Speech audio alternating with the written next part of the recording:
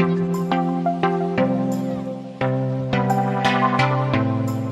so let's talk about this. Let's bring in editor-in-chief of the Daily Wire and Breitbart's former editor-at-large, Ben Shapiro, and host of CNN's Reliable Sources, Brian Stelter. Welcome to both of you. Good morning. Good morning. Ben, I want to start with you. Steve Bannon's comments. First of all, your initial thoughts.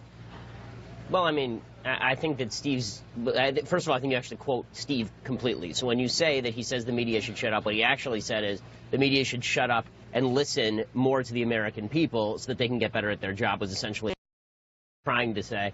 Look, I'm not, as everyone knows, I'm not a big Steve Bannon defender. I'm not a big Steve Bannon fan. He's one of the worst people I personally know, but that has nothing to do with what he's saying here. I think that what he's actually saying here is not entirely incorrect. There is a vast gap between the media's perception of itself and the public perception of the media. The reason Trump keeps picking fights with the media is because it's a fight he can win. The American people don't actually trust the media at this point, mainly because the media seem like they're representing their own interests. We're like a separate class, as opposed to people who are defending the interests of the American people. And the more we get into slap fights with the administration, the more we get into slap fights with politicians on behalf of the press, on behalf of the media, instead of on behalf of the American people, the more the American people are going to be likely to just ignore it. I'll run this by you, Ben.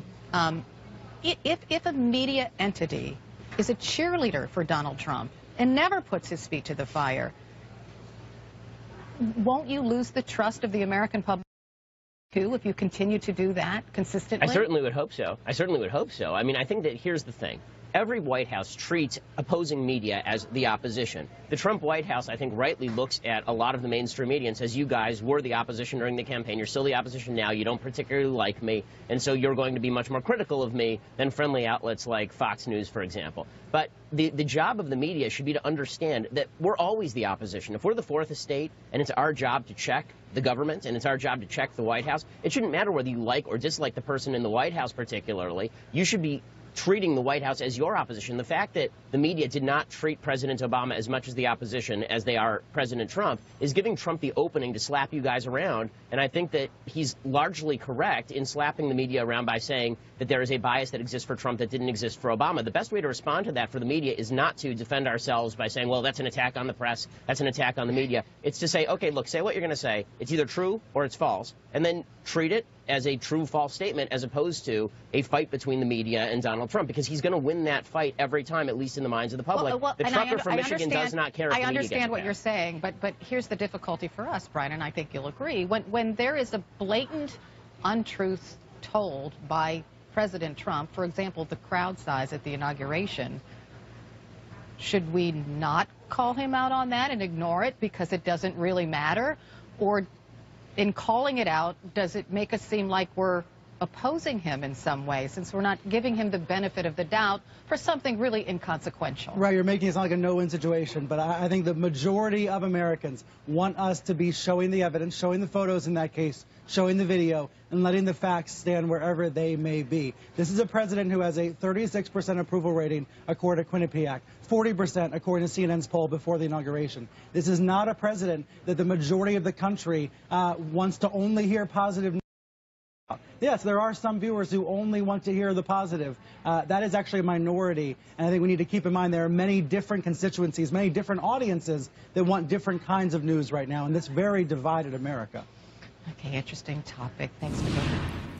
President Trump took the stage in Reno today and said he's all about unity, but he sure didn't sound like a unifier in his rant last night. Ben Shapiro is back with me, and joining us now, talk radio host John Fredericks and CNN contributor Jason Kander. Welcome to the panel. Ben, welcome back. Jason, I'm going to start with you. President Trump says he wants to unite our country, but then he says stuff like this. Watch it. I always hear about the elite. You know, the elite, they're elite. I went to better schools than they did. I was a better student than they were. I live in a bigger, more beautiful apartment, and I live in the White House, too, which is really great.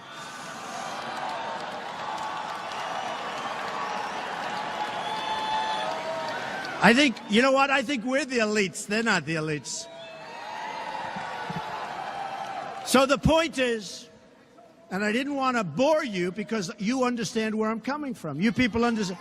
But the point is that those were three different. There were two statements and one news conference. The words were perfect.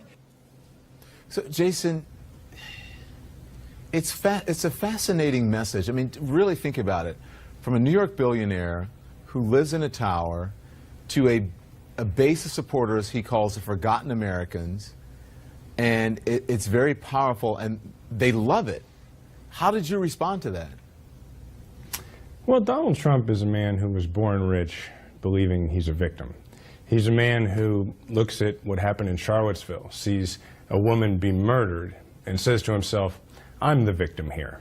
So everything about him is sort of casting himself in a victim mode, and often I think that's because he believes, often rightfully, that people in America won't blame the victim. And so when he's not doing a good job, and when the media, for instance, reports what he's doing, and he's not doing a good job, he figures he'll cast himself as the victim, and then it's very hard to blame him. It's his way of avoiding responsibility.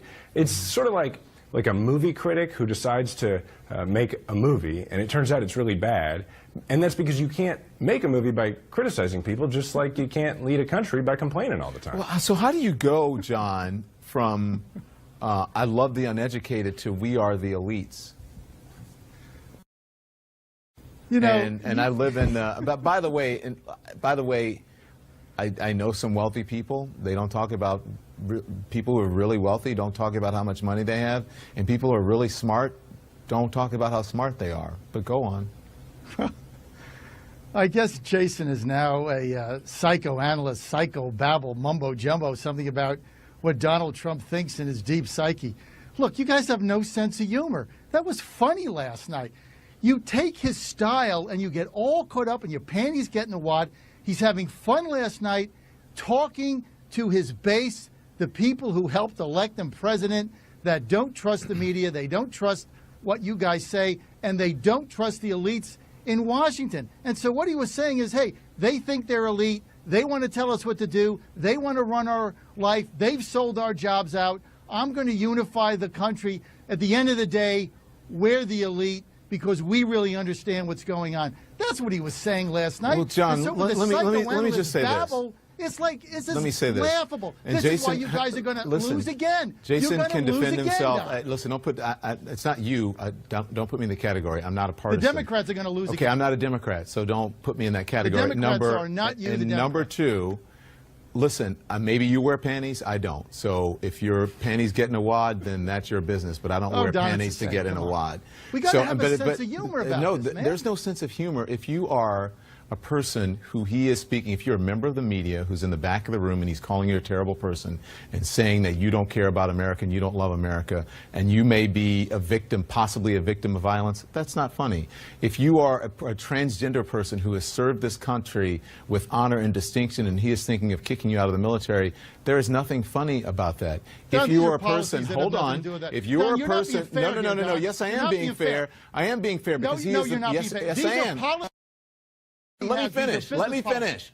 If you are the President of the United States, at every single moment, what comes out of your mouth matters to every single person in this country. And it is not funny when you are making fun of people and you're possibly putting people in harm's way of violence. Don, it's also it's actually possible for somebody to be humorous and do a decent job at the same time. It's not mutually exclusive. It's not like the President of the United States can be charming, but if he is, he has to be really bad at being president. I mean, he could actually do both things. He's just not. The first rule of comedy is that it has to be funny. It wasn't funny. Right.